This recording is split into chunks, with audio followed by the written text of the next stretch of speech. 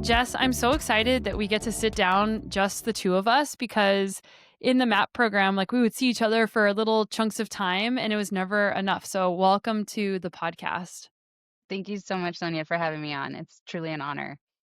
I saw recently that, so we have this MAP magazine, and you wrote a really awesome article that was about your capstone, which is your project at the end of your master's degree.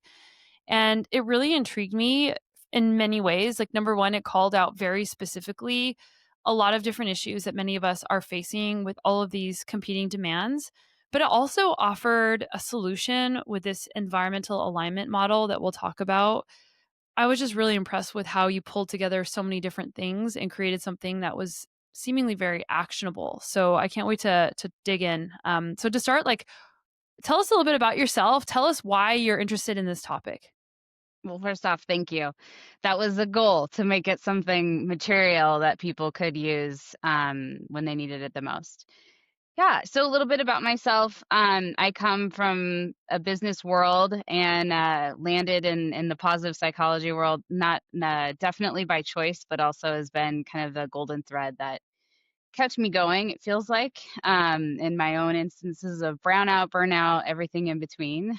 For the last 10 years, I've become very specialized in the executive development realm. As I do a lot of leadership assessment, model development, as well as like very targeted development from trying to figure out what people need to do to get from one role to another, or a very targeted succession work, etc. So a lot of that was the context kind of behind the focus. And one of the things that I reflected on through MAP, but also in particular through the process, was there was an underlying issue, it felt like, that I wasn't really able to ever solve or help someone work through.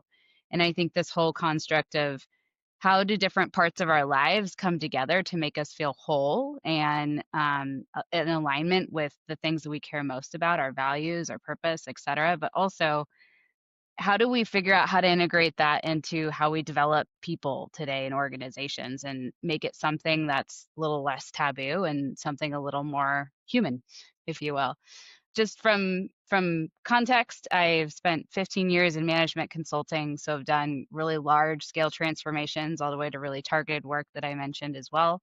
Before coming to a larger firm, I worked at a boutique strategy firm, and before that I was in the startup space. So what led me to leadership is they're the lifeblood of the organization. If you want to impact change, you have to find your way to them. Amazing. So when it came to writing specifically about burnout and brownout, is that the first thing that came to your mind when you thought, I see this like gap across all of these different people that I've worked with, and a problem that needs to be solved? Or did it kind of evolve over time? I feel like the topic chose me very Hmm. different ways. I had a senior leader very close to me that I had watched go from fine to more of a brownout phase, and then really getting into more of the burnout. There's lots of misconceptions on even the terminology that we use in this space, which was Yeah, I want to something go that there I, next. Yeah. yeah. So just for context, like brownout is actually probably what most people experience, and burnout is like you can't get off basically out of bed. And watching this individual, I was going through my MAP program, and I said, no, don't worry. I will find all the things. I will prioritize them. We will figure out exactly how we can get you situated, if you will. So I went back and I researched and I looked into things, and I said, well, there's not just one thing that's going to fix this. In fact, there's actually a lot of different research in different areas that's all good, but I was having a hard time figuring out how can I evaluate what the best intervention or step is for this individual who doesn't need more stuff to do, right? Like this is the moment where people actually need things taken off their plate versus added to it. So I said, well, let me find a way to evaluate the interventions, like against all the things, and I found that there was lots of different models and different important topics that matter around brownout and burnout, but there wasn't one really simple one that I could find to evaluate interventions against. So that's a way to say that this this topic chose me. To to that individual, I actually was able to have them be a beta test for me throughout the process, and it surprisingly worked really well, and identified some of the things that they would have never really gone to if they would have just focused on the work topic, which is really important. I don't want to undervalue that. Super important, but it's also not the whole way that we live our lives and where energy can get out of whack. So, can you describe what the difference is between brownout and burnout? Absolutely. Brownout was a term that I had again not really understood myself until really digging into the research. Brownout is often the precursor. It doesn't always have to be, but often the precursor to a more extreme burnout situation. A lot of the research is early in the brownout phase, but it's something that again, like I mentioned, I feel like most of us probably experience more than burnout, and that's when you're feeling a lack of energy, lack of motivation. You're really trying. You feel different tensions in different areas. You kind of feel, if you think about, I kind of joke about the model being an inner tube of life. It's the sinking, a feeling of sinking, and burnout being the tipping point of I am halfway down on the pool. I can't get up and I don't know what's up and what's down. So, what are some of the contributors to brownout? Could be, there's many, and that's actually one of the things that I uncovered was, there's many different situations that can arise. A few different things that came from the research outside of just the traditional work. A lot of it is role fit as well, which is the one addition that I made to a really well-renowned model around work burnout in particular. Are you happy in your role? Do you see a path forward? Are you fulfilled by your work?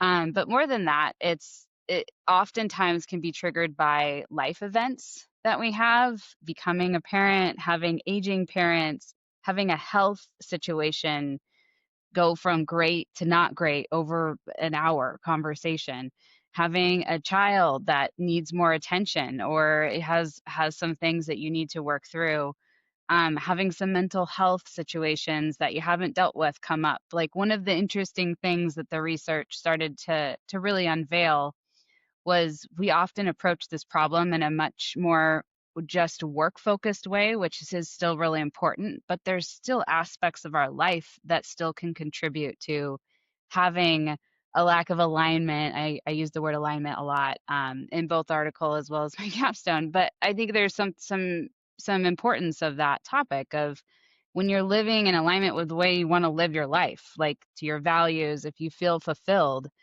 and you have energy to do the things you care about, then you kind of feel like you're floating a little bit more, if you think about life as a little river. Yeah, and like whenever I think about just the visual of like an inner tube, and then all of these competing demands in our life, they are all interrelated. Like you might love your job, but you might still, I don't know, you can tell me, but it seems like you could still experience brownout because you have one energy reservoir and you might have not much left for work if there's all these other things pulling from that reservoir. And for women, like there are so many different competing demands that women have and expectations. And I'd love for you to kind of talk about that. So like a lot of the women listening can feel seen because the men are doing more than they ever have. And yet there is still this feeling that women are just not able to do it all. Yeah. The map article really was allowed me the opportunity to focus on women. And the capstone, I was able to just do a blurb, a shout out to recognize that the stakes are not level when it comes to looking at, like energy, where we spend our energy, what energy is even acknowledged in society today, etc. And yeah, there's a real need, when it comes to the amount that women, not just like the amount that women have on their plates, but in particular, the unseen amount of work that gets done and not acknowledged. And I think there's lots of reasons for that you could probably have a whole podcast, to explore. But I think the important aspect is to recognize them, to call them out. And some of these things are like doing the planning for a family. Let's say, that takes a lot of effort, and It's something that often women are the ones who bear that, as well as caregiving. If there is any of those transition moments that I mentioned before, we often, research shows that women are often the ones who lean into those. And I'm not saying that women don't want to lean into those, but it's a huge amount of work already placed upon. If you think about, if we bring the inner tube analogy kind of to life, if you think about there's no woman running around with a free time usually, hey, I could use some more I could use some more hobbies. That's not usually the situation. What we usually find is people are already so tapped, and then when you have a life transition or something shifts, because that's life, that's the dynamic, then things start to get out of whack because we don't really adjust the other things, that responsibilities, the components that are weighing us down. And if we don't start bringing awareness, understanding, both in a literal and also, maybe even more philosophical way, then we don't really know what is those things that like just consistently make our shoulders come up, but weigh on us. I mean, in terms of expectations, there's like if you go through a transition you were just talking about, you it sounds like you're saying, well, we don't even shift our expectations or our process to accommodate that transition. So, what are some things people can do to manage their expectations and their process in their home life, in their personal life, in their work life, so that they can accurately manage some of these drains on their energy? Yeah, this was the question that, through writing the article, I wish I would have been had the article to read for myself about 2 years ago when I was going Mhm. through this moment myself. And I think a few things. One, a realistic view of all the things that you are doing, especially the things that we don't normally attribute, like, scheduling for stuff to be done in your house, laundry, like even the little things of packing lunches or taking parents to the doctor, or additional things that still are on your to-do list and still super important for you to do, but you don't really account for them in your day. When you look at, and even when we look at and you check off your lists at the end of the day, did you even think about all the extra ways that your energy was spent? And I'm not saying, you have to be a FBI agent and doing it, but really being thoughtful and saying, where did all the things that I do, where did they all go? And how did they account for energy being spent in a variety of different places? And because I think that's where you get really the insight into the leakage. So I'd say a real assessment to what's on your plate, and then looking at the areas. That's one of the reasons why I developed the model, was there's areas that you feel alignment with yourself, so that often gives you energy. Let's say you have an incredible work community that breathes life into you every day, or you have an incredible spiritual community that you're able to see, or you're able to have your family at the end of the day. Whatever that is, what are some of the things that give you life and give you energy, as well as what are some of the things that are out of whack or out of alignment, if you will. And if you look at the model visually, those are the things that kind of push out away. If you think about your center being your values and your core, like the things that kind of can get off kilter are the things that can get out. So when you look at things in that way and actually objectively evaluate your life, you get insight, and you also get a sense of power to say, what are the choices that I want to make next in order to honor the new priorities that I have, the new set of values I have. Health was low on my list and now it's my number one. So whatever shift you have, you're able to look at it in a much more objective way. I think the thing the that I've seen the model start to do, it's an early beta testing, is give language to things that we don't normally often talk about with either a life coach, regular coach, or even just with your friends, of saying, wow, I really have a strong need for finding fulfillment in different areas that I care about. And I didn't realize how important that was until I was able to look at why things feel off. Yeah, when I saw your model, I got really excited because my coaching training was through Vanderbilt's integrative medicine program, and they have this wheel of health. And it has like, it doesn't have the work things as much, but it has a lot of these core elements that lead to our well being.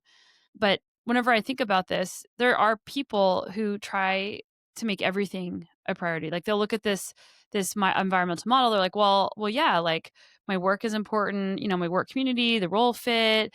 I care about all the self things like my routines and habits, and my physical health, and my emotional health, and my self awareness, and of course my home, like my physical environment is, and my caregiving. Like all these things are the most important. So I think like it's nice to see it, but how in practice do you recommend people choose their priority? Because like this is something that I encounter in my coaching practice as well, is that these it's usually high achieving people that I work with is they want everything to be the priority. And they have a very hard time not making everything the priority. But because of that, that's what's creating the issue of brownout and or burnout. Yeah, it's a great point and great question.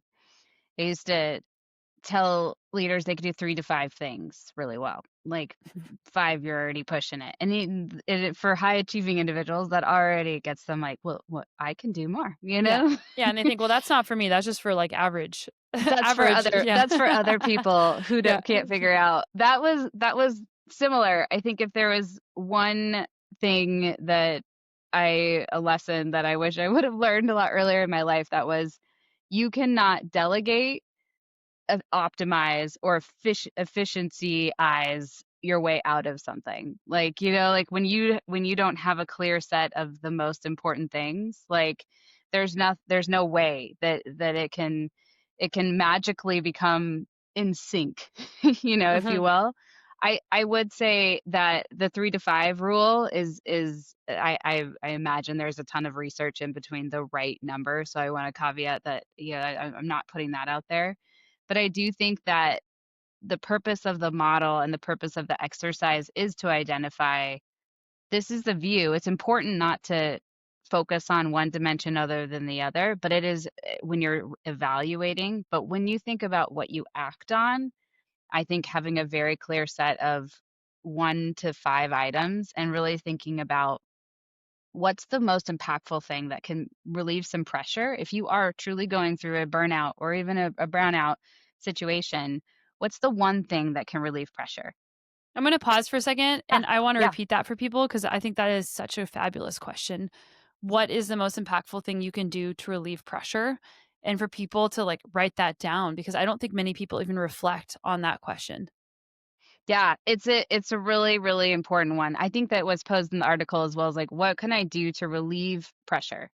And it's not a new priority. It's not a net new, I mean, maybe it could be, but it's usually something that you've had in your life at some time, oftentimes, that you can pull on for an area of help or strength. And as an example, somebody who has an unmanageable workload as well as an unmanageable at work as well as at home, can they get into more support in one area?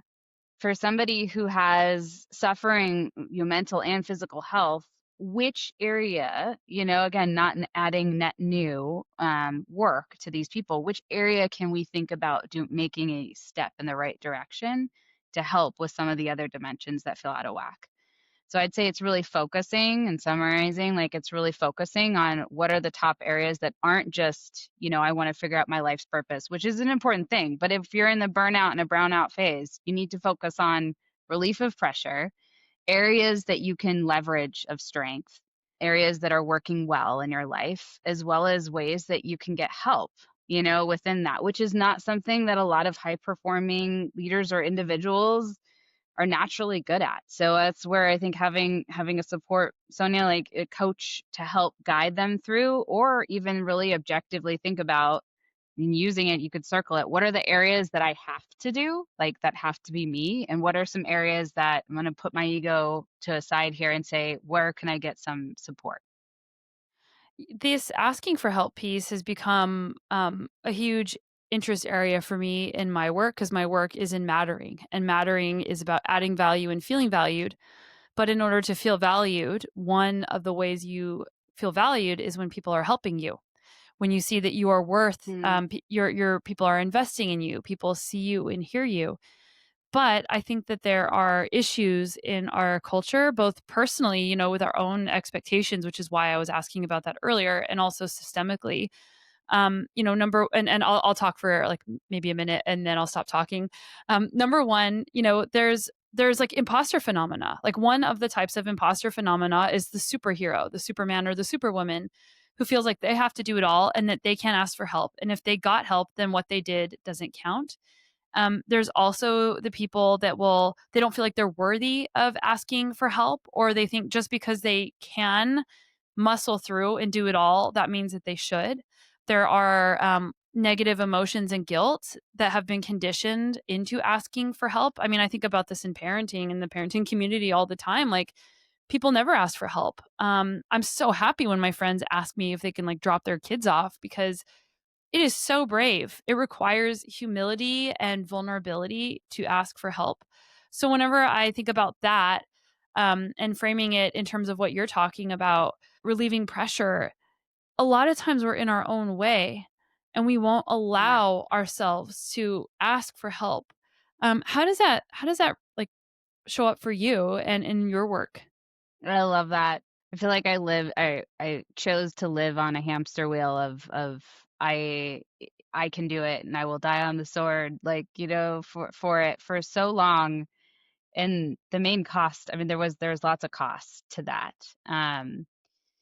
And it takes someone really brave to be able to go through and to deal with that for the why. But also, if I look at the systemic issue of brownout and burnout, my very probably overly optimistic view is like, I hope we can together start changing our norms and our definitions and the way that we even think about this topic of like having help be perceived as such a negative thing versus a way that we can all help, to overuse it, to help Sure. change the narrative also of the over busyness of the cycle. And not to say that it's not a real thing that we all feel, but if we call on a community, which is the way that we used to do it way back when, for not everyone has to do all the things, has to be proficient in all the things. In fact, it works best when people are able to focus on the few things that they're really good at and rely on others in other areas.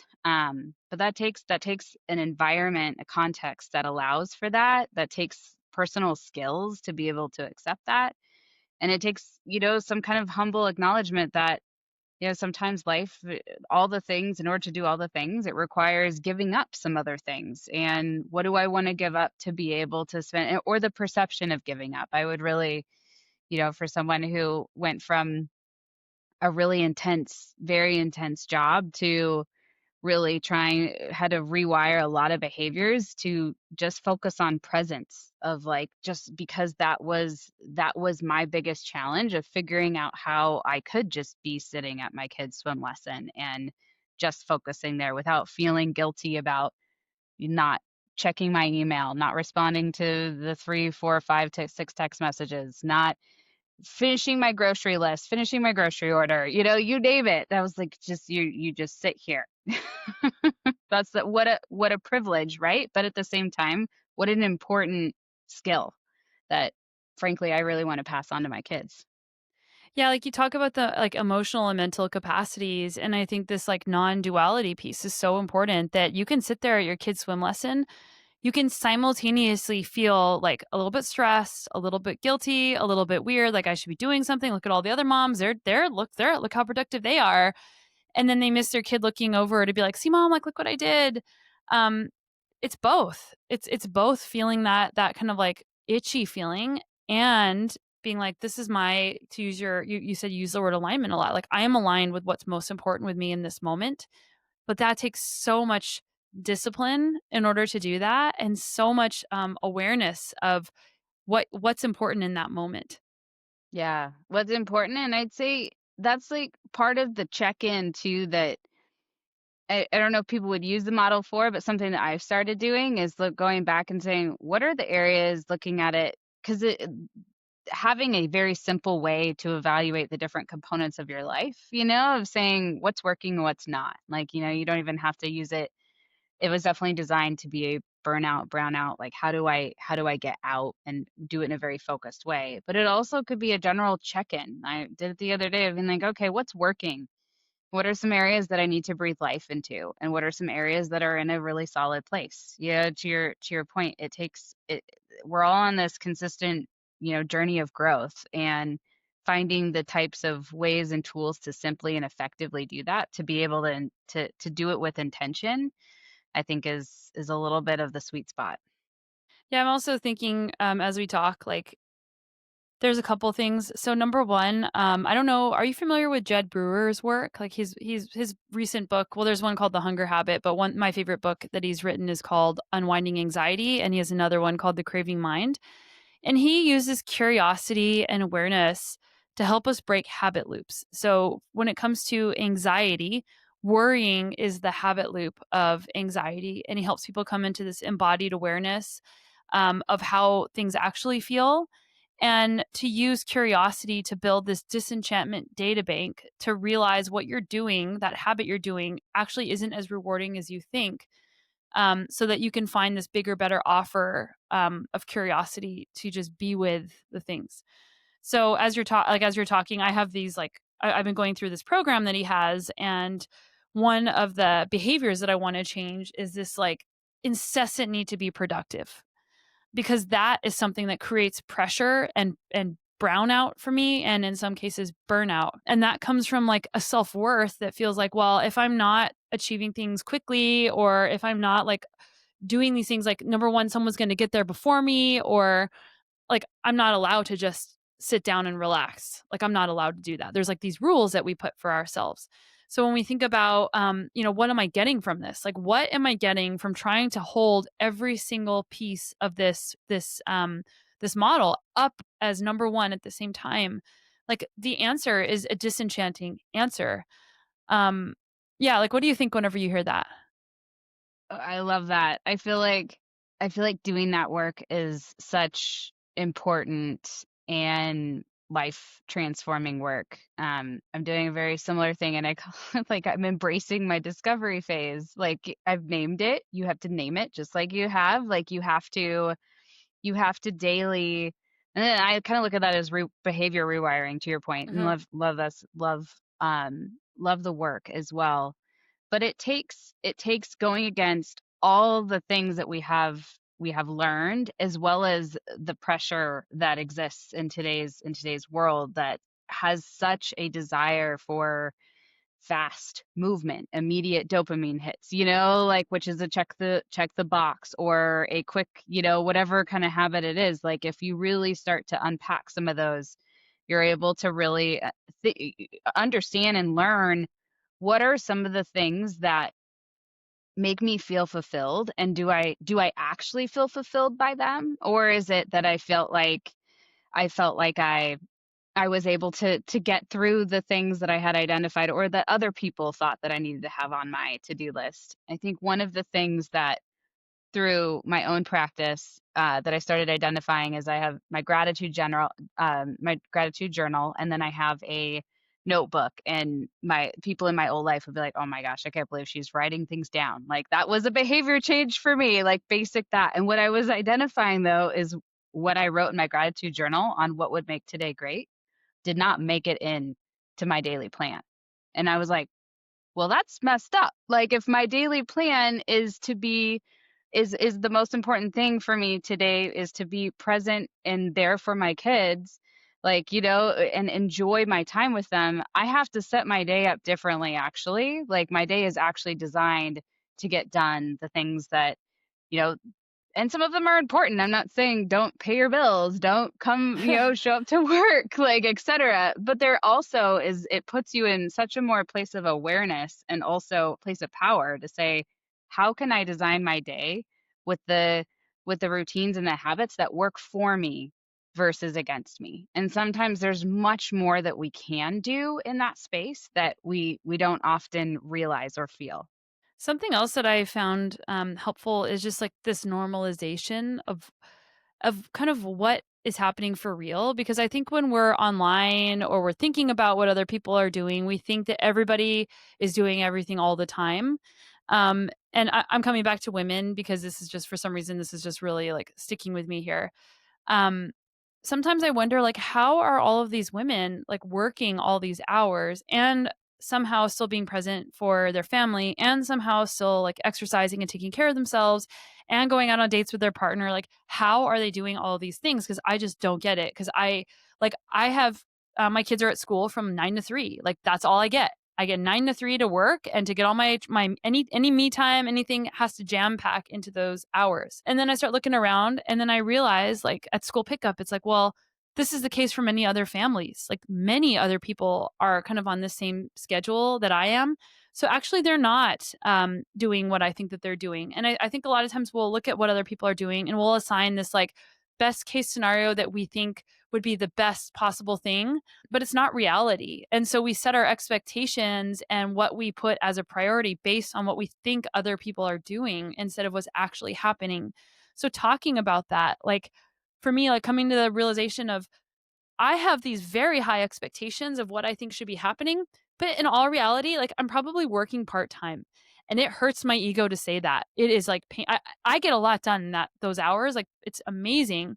But in all reality, like, are those expectations in line with reality whenever I look at my own priorities on that map that you have? And it was like so helpful whenever you just look at it that way, trying to be objective and realistic. Yeah, it's you brought up a really good point on like this whole concept of having it all, which I definitely see impacting women in a whole different sphere. I think everyone, it's societal, etc. But I think one of the things when I was writing the article that I looked into, I was like, what is all? Like, who, we don't really even define it actually. Like, we have this, well, like, well, you can have it all. And I'm sure you were told that in your career also. Like, you could do it, just get more help. Like, just outsource it. Like, like you can have it all. And I was like, well, what is all to you? Like all to you is different than all to me. Like it's in the beholder. And that's why when you do feel like you are doing it all, it doesn't feel great because it's like you're doing it for other people's or your perception of other people's definition of it all. So I think even unpacking, what that means to you in that way, is helpful. And then to your point on like this I similar have played with my work hours countless times over my career. And there is like a something really locked in there around that. And I'd say like whenever I find one of those things, I'm really forcing myself to try to sit with it, to be like, all right, where is that a story I'm telling myself? Is that something that is culturally really deep in there? Or is that something I actually really want to continue to breathe into as something important to me in the future? But you have to have the energy to do that work also. Like that's one of the, I think the Mhm. prime thing, one of the prime elements, and hopefully a gold thread that's clear through both the article, but also through the capstone work was if you don't have energy to spend it in the places that matter most to you, like it's a terrible feeling personally, emotionally fulfilling, but it's also like why are we doing it, every day to do all the things, like if it's at what cost? So whenever like your work was on executives, and like executives have many different things that they need to be doing and a lot of pressure, because they're the leaders of the organizations. So whenever you pile that on top of everything that we talked about, like how can executives manage all these pressures? Or like they might not be able to say, well, I'm going to work from 9 to 3. Like, what are they supposed to do? Like, what's your recommendation based on the research you just did?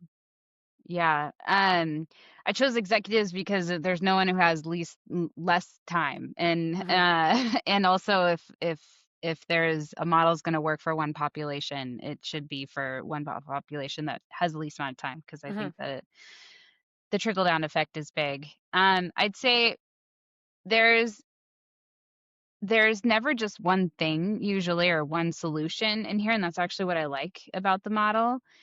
There are some realities of people's role. You have to be physically in the office. You have to be available during these certain hours. You have real constraints of life, that are important as inputs. And some of those constraints you need to recognize as, ones you want to accept, and also ones that no longer fit a need. I think that there's for women, I'll speak to women, but also in people overall, I feel like unless you take a moment and stop and evaluate what constraints are no longer serving you or what things are working against your goals, then you just continue sinking. Like there is going to be a moment where you're just like, I can't meet my needs of taking my parents, to these appointments and be available within those hours. I need to bring it up and ask. I think that goes back to the ask for help kind of component. And some of it's temporary, some of it's long term. So then you can evaluate, am I in the right role? Am I in the right moment, for my life? I think that the concept of what worked before when I was in my 20s and had, like much easier, was able to throw myself at my job, consistently won't work at this part of my career or this part of my life, or my values have changed. I think that putting people in a place of power to be able to evaluate those things is step one, and then step two is figuring out what things could give and how you could maybe evaluate asking for short or longer term, movement of things.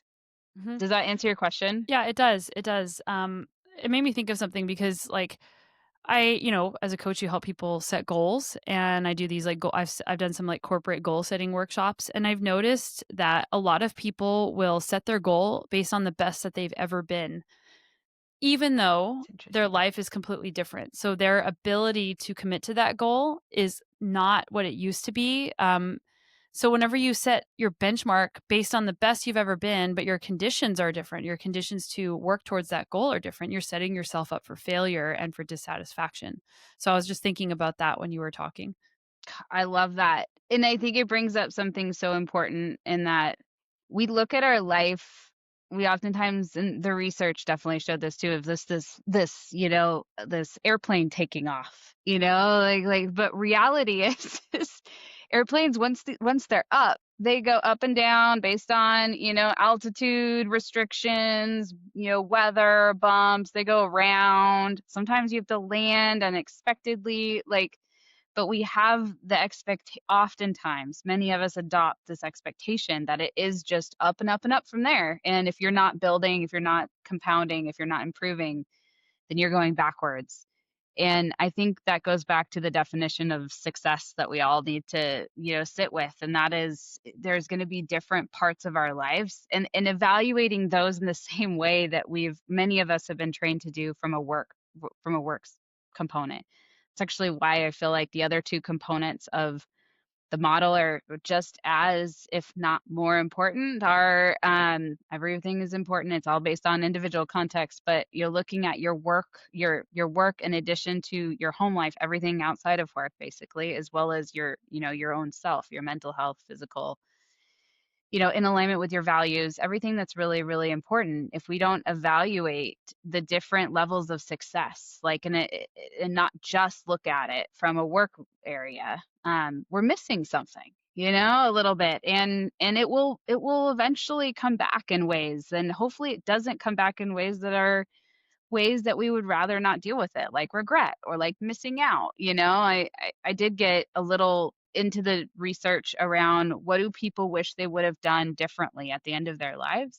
I know there's been other mapsters who've done a lot of really great work on this, and it's not, I wish I would have spent more time at the office like everyone, but feel like little mechanisms like this that allow us to check ourselves to get out of the moments of burnout, but also look at, based on the phase of my life, do I like the way I'm living it, for lack of better words.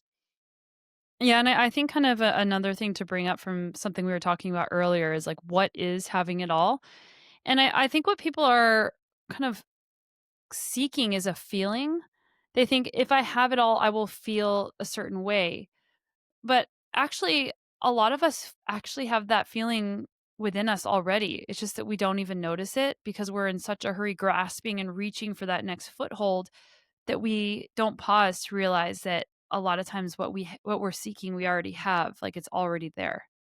I love that. I think there's a power in that, as well as, like, you have to have you have to have the space to be able to sit and say, wow, if I just stop for a second and I look at my life, like, I have the things that I wanted. But if you can't do that, like, if you have so many things on your plate, it's often impossible. There's not and then Mhm, one of the main reasons why I went into this is we can't just have another resilience program. You can't just do another mindfulness program. Like, if you're constantly chasing the skill, like, you're not mhm, work doing the work that you need to. I mhm. think, just to your point, you have to have the space in your life to be able to actually sit in it and be present in it, which is not, I realize, is a luxury, but it's also stripping away some of the things that we feel like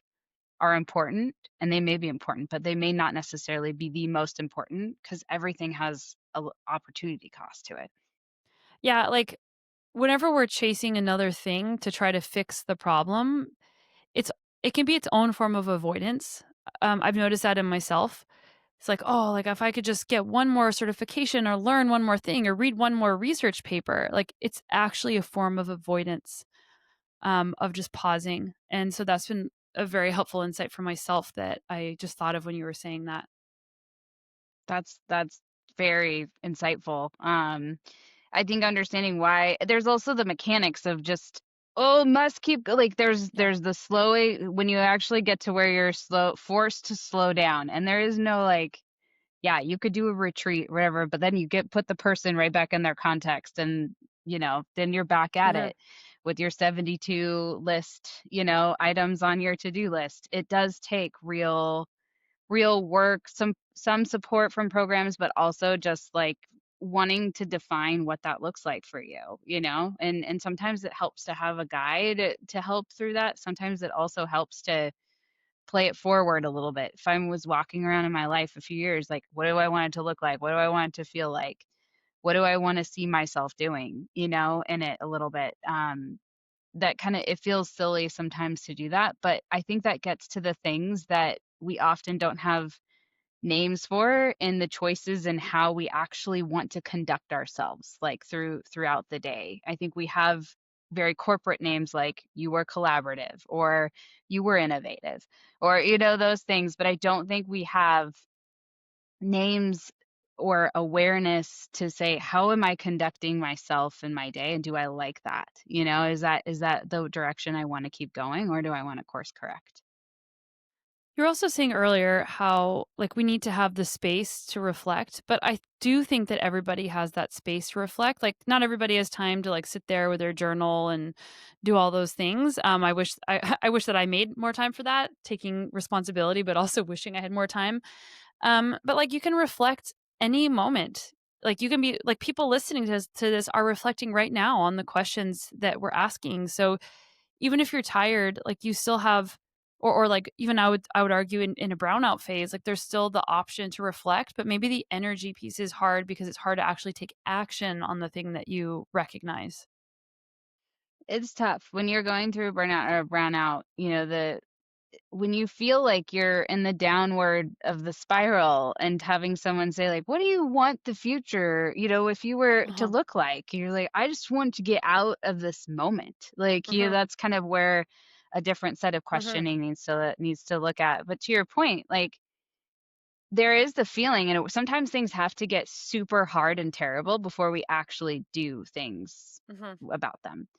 I, at one version, had called the capstone a burnout or brownout, the gift, like the unanticipated or unwanted gift, and that was, Mhm. like, poo-pooed for many reasons.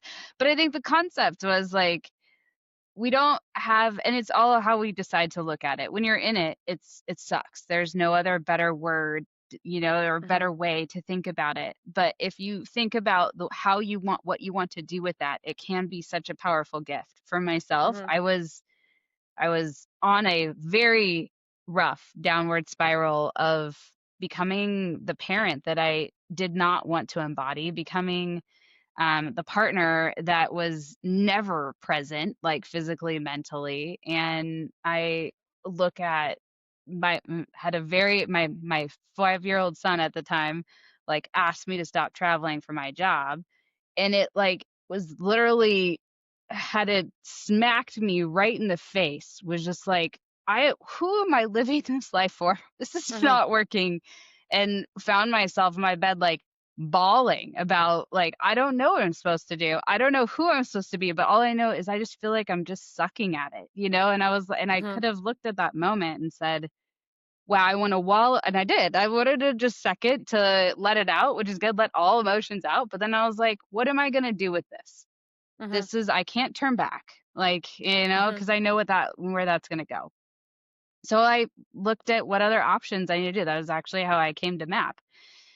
I opened up, I don't know if you're a Ben Neptune fan, but he has this book called The Bucket List. And I opened it up because I was like, if I just go on the corporate ladder, I'm gonna keep there. I'm not gonna work on the behaviors that I need to change. And also those are the same behaviors that I'm not able to help other people work through them because I'm not good at them. Mhm. And that was a problem. And then when I opened up his journal, he looked at things, many different dimensions that are very complementary to what are in the model, that look at things like your relationships, your education, which is how I ended up with MAP, like in other Mhm. ways. So I think if we look at these, we all are given gifts in life however we want to receive them. But sometimes some of the crappiest moments can be some of the biggest life gifts that Yes. we ever get. Yeah, and I also want to add a caveat to something I said earlier. Like, if you're depressed or you are deep into burnout, sometimes asking these self-reflective questions do not help you because you don't have an answer for it, and, like, your perspective is just not there. So I just wanna add the caveat to what I said. Uh, I think it's important to add that nuance. And Yeah. also, like, thanks for sharing that story. Like, that's a I think a lot of people have had some form of that in their lives of like, what is this all for? And like, my kids are telling me like, hey, like, you're not being present, or your partner. And that is a very hard wake up call. So kudos to you. It takes a lot of courage to go there and to take action from that. Thank you. Thank you. And fully agree. Yeah. If you are in a situation where you need support and help, like, yeah, there are definitely moments in everyone's life where whatever form that is, this is the model is designed very much for someone who is able to still be able to, with support from a coach or anybody, like be able to look forward. But if forward isn't really an option, then you need somebody to help you for sure. Well, I can't believe our time is already up. Like, this has been really inspiring for me, just reminders of things for myself. And I loved getting to read your work. And I'm so excited to see where it goes. I mean, this is just the beginning and it is so needed. So, congratulations. And yeah, like, I'm sure all of us, myself and the listeners and our MAP community, are just thrilled to see what happens next. Thank you. Means a lot to me, Sonia, and you are equally an inspiration to me. Thanks.